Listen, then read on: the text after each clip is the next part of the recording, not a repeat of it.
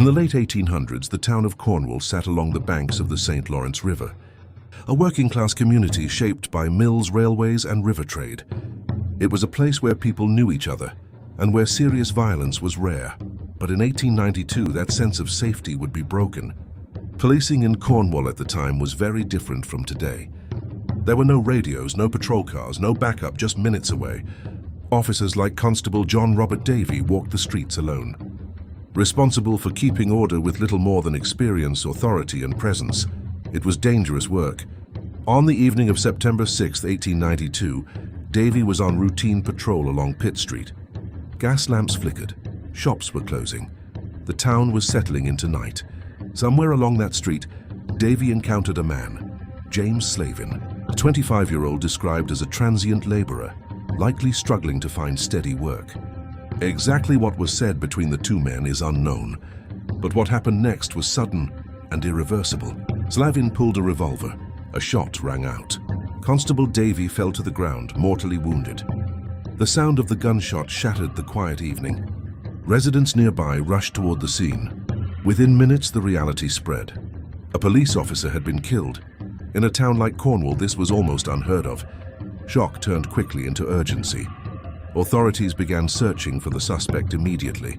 Unlike many crimes of the era, this one had witnesses. People had seen the shooting. They knew who was responsible.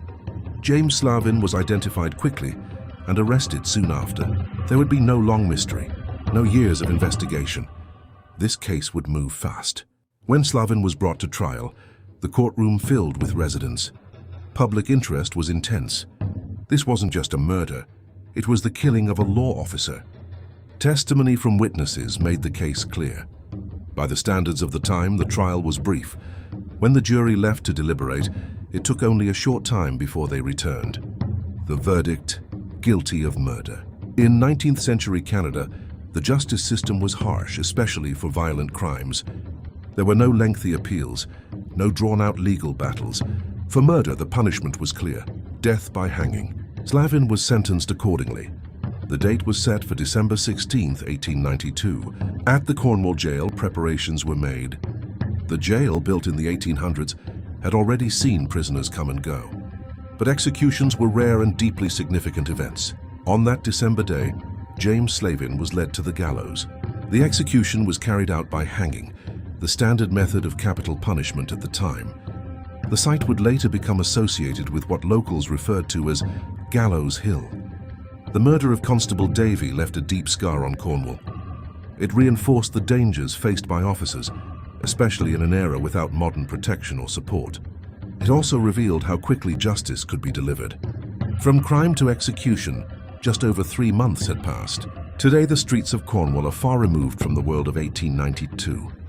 But the old Cornwall jail still stands as a reminder of that time, a time when justice was swift, when violence could erupt without warning, and when one gunshot on a quiet street changed a town forever.